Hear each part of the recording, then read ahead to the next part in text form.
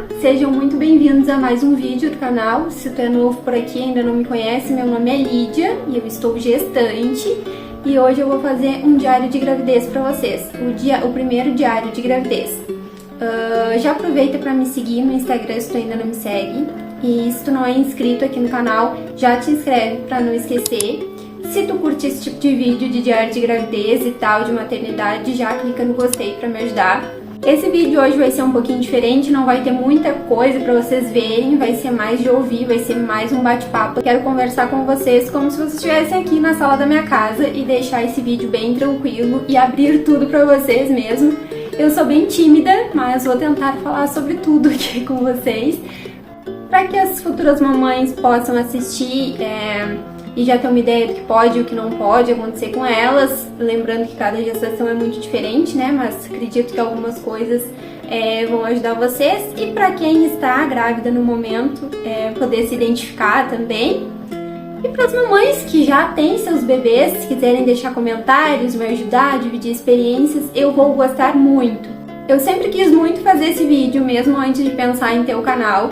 Eu já pensava em fazer um diário de gravidez para deixar guardadinho e quando meu filho fosse maior poder ver e poder entender as experiências, né, da mamãe dele gestando, assim. Então, é meio que uma realização de um sonho pequeno, assim. Eu sempre quis deixar registrado esse momento. Eu quis esperar as 12 semanas para fazer o vídeo, porque o primeiro trimestre ele não tem muitas mudanças, pelo menos no meu caso não teve. Para não ficar cansativo para vocês, eu resolvi unir tudo aqui. Como esse vídeo é mais um bate-papo entre meninas, entre mulheres, se tu tiver que fazer alguma coisa na casa, cuidar do filho, arrumar uma cama, fazer um almoço, espere o celular na TV para me assistir, ou coloca o celular bem alto, vai fazer as tuas coisas e fica ouvindo, tá? Que vai ser, acredito que vai ser bem legal, assim, a troca de experiência. Vamos lá! Minha gestação, ela foi totalmente planejada, tá, gente? Quando nos casamos, nós tínhamos uma meta de, com tal idade, a gente vai tentar ter um filho, né, ter um bebê. Eu adiei essa meta por um tempo, eu não me sentia segura e várias pessoas disseram pra mim, tu nunca vai te sentir pronta e tal. Meu marido foi super compreensivo, ele esperou o meu tempo e isso foi muito importante pra mim, porque chegou um momento que eu virei pra ele e disse assim, agora eu tô pronta, agora eu quero ter um filho, e era isso que eu queria sentir, entendeu?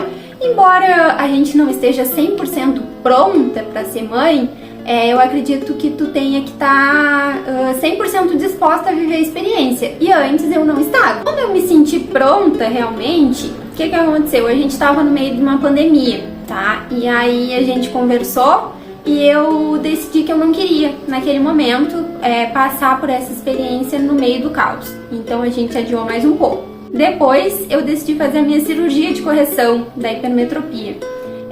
E a gente não sabia que teria um tempo ali que eu não poderia engravidar, tá? Então eu fiz a cirurgia e durante as consultas pós-operatórias a médica me falou, né, tu não pode engravidar dentro de 6 meses porque o teu grau pode voltar por conta da função hormonal, tu também vai usar muito medicamento, colírio e tal, não pode nem pensar em engravidar. Beleza.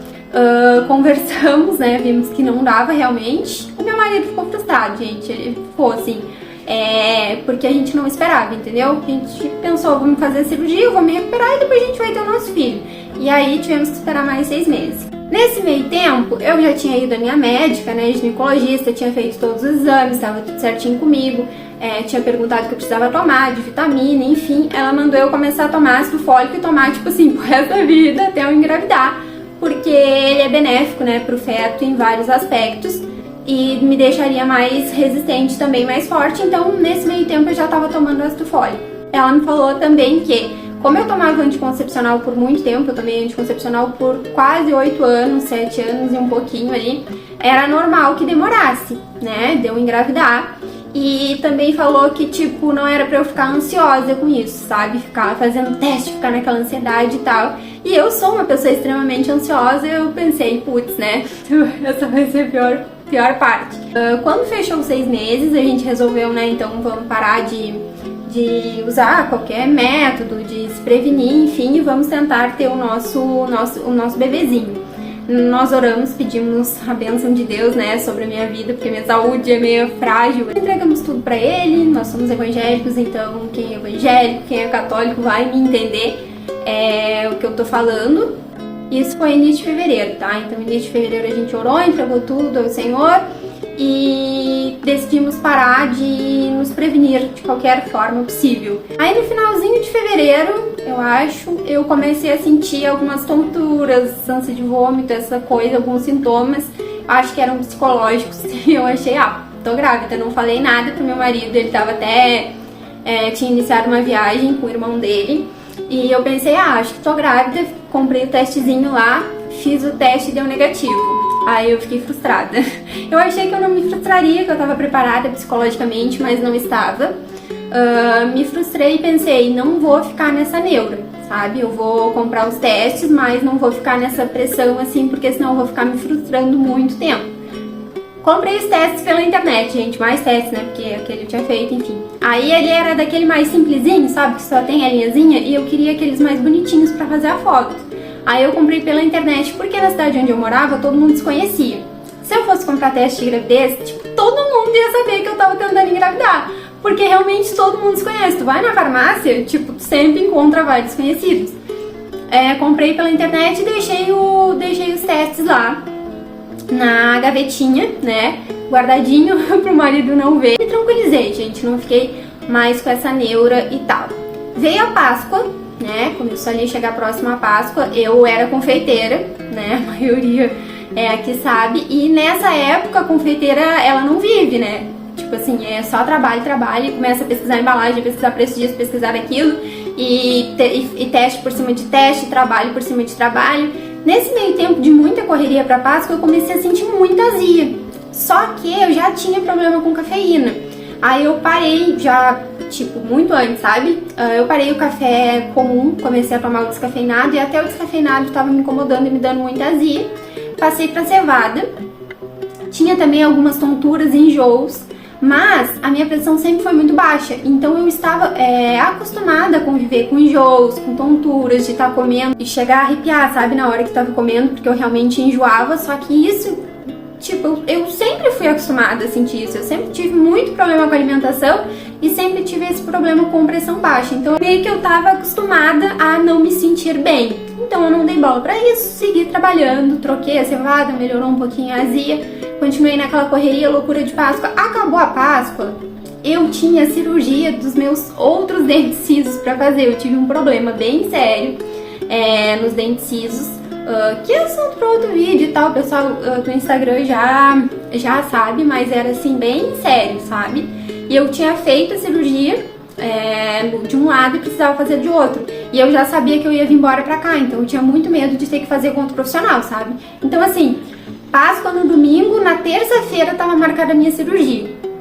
Não deu tempo nem de pensar que eu tava me sentindo mal, entendeu? Fui fazer minha cirurgia na terça-feira.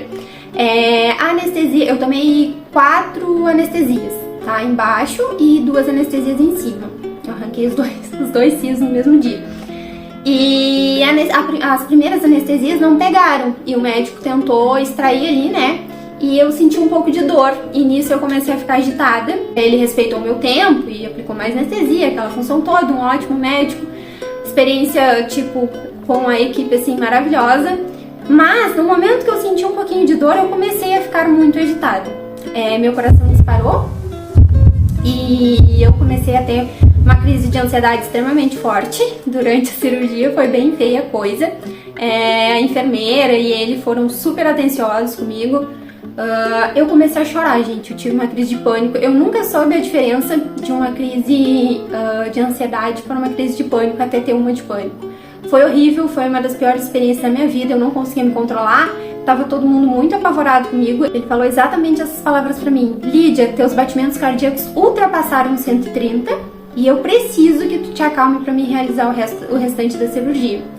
E eu não conseguia acalmar, e ele achou que eu tava sentindo dor e ficava me perguntando, eu não conseguia parar de chorar e eu não conseguia parar de tremer. Gente, tipo, eu não estava sentindo dor mais, eu estava totalmente anestesiada e eu não conseguia me controlar. Fui pra casa, me recuperei. Quando eu decidi engravidar, eu comprei algumas lembrancinhas pra família, pra fazer surpresa, sabe, de dizer que eu estava grávida.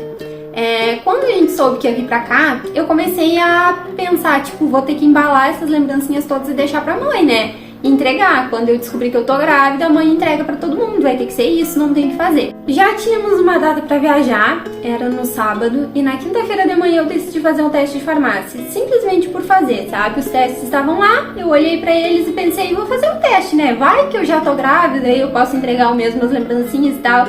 Mas tipo, os únicos sintomas que eu tinha eram os mesmos que eu já tinha antes, como eu falei, do mal-estar da pressão baixa. A minha menstruação também, ela nunca foi regulada, então isso pra mim era uma coisa que eu não me importava, porque realmente eu não tinha nenhuma base pra isso. A única coisa que eu senti uns dias antes de fazer o teste era dor no peito, e tipo assim, não era uma dor absurda e não ficou muitos dias.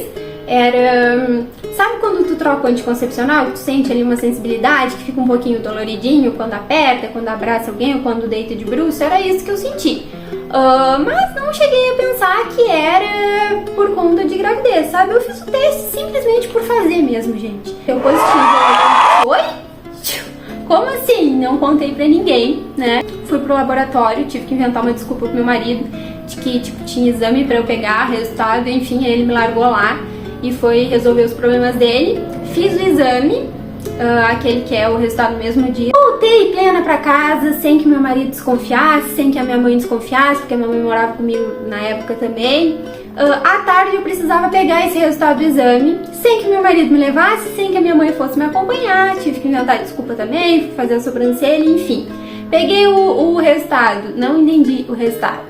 Não diz mais positivo e negativo no exame, e as enfermeiras, atendentes ali, elas não podem te dizer por alguns motivos. Agora tem uma lei, enfim, que elas não podem falar. Então no laboratório que eu fiz, tá, o exame, elas não me falaram em nenhum momento. Eu não entendi, pedi ajuda pra ela disse que não podia falar, mas me deu umas diquinhas ali, porque é como se tivesse uma venda nos meus olhos, gente, tava muito claro e eu não conseguia entender. Tava com o teste em mãos, com o resultado em mãos, ambos positivos.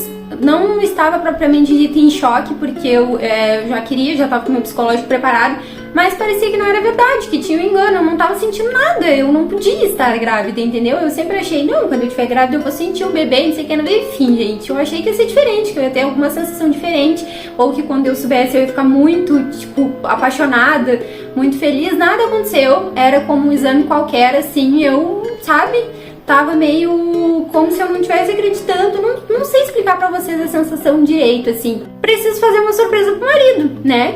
A gente vai embora depois de amanhã, eu não tenho muito tempo. Eu queria fazer muito teste, gente, muito teste. Eu queria outro de farmácia, eu queria fazer mais de sangue em 2, 3 laboratórios diferentes, de verdade, assim, não tô mentindo pra vocês. Eu realmente queria. Só não rolou porque eu acabei viajando, não ia conseguir pegar os resultados. Mas eu não me sentia segura, eu tinha medo de contar pra família, eu tinha medo de contar nas redes sociais, porque parecia que não era verdade, eu não estava acreditando. Até porque tinha sido muito rápido, tipo, não demorou nem 2 meses pra engravidar.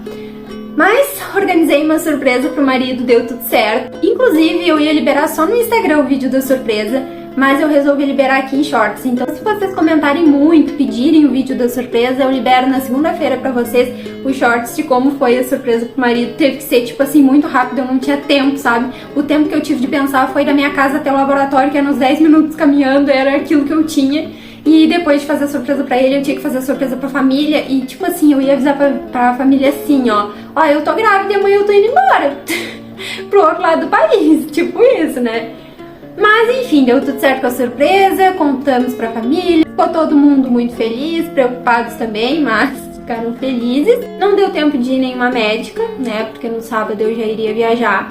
Não sabia de quantas semanas eu tava. O que eu consegui fazer foi olhar as bulas dos remédios pra ver o que eu podia tomar e o que eu não podia. Então eu tomei Meclin durante toda a viagem, né, que é tipo Dramin pra te não enjoar, assim, não ter tontura e tal.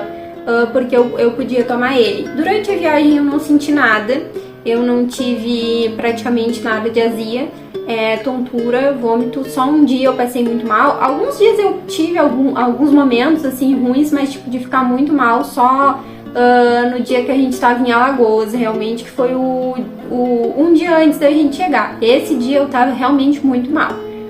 Mas enfim, tomei remédio ali, chegamos e tal, beleza, tá? Parei de tomar medicação quando cheguei aqui, porque, né, eu não tava andando mais de carro, não ia enjoar. Aí sim que os sintomas apertaram. No momento que eu parei a medicação, que eu cheguei aqui, aí que eu comecei a sentir todos os sintomas da gestação que não foram fáceis. Gente, esse vídeo vai ficar extremamente longo, então eu vou fazer ele em 2 partes, vou fazer essas 6 primeiras semanas e depois vou fazer o restante do primeiro trimestre, tá? Eu espero muito que vocês tenham gostado. Eu tentei dividir o máximo possível com vocês. Muito obrigada a todo mundo que assistiu. Comentem bastante aqui embaixo se vocês querem ver o vídeo da surpresa e o que vocês acharam até aqui. Dividam comigo a experiência de vocês. E na quarta-feira eu posto a segunda parte desse vídeo, que é o segundo diário de gestação, que é onde eu conto os sintomas, os problemas que eu tive, tudo isso, tá bom? Então é isso, até o próximo vídeo!